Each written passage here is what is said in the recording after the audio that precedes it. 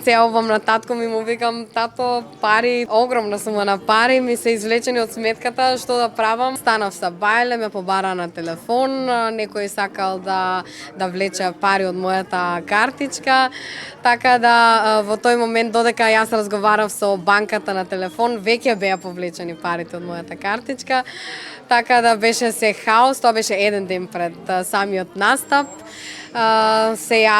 Комунициравме со банката, немавме начин да ги вратиме директно парите, мораше да одам во полиција. Јас бев во Берлин тој период, не бев во мојот град кај што точно знам што кај има и во кој момент можам кај да се јавам.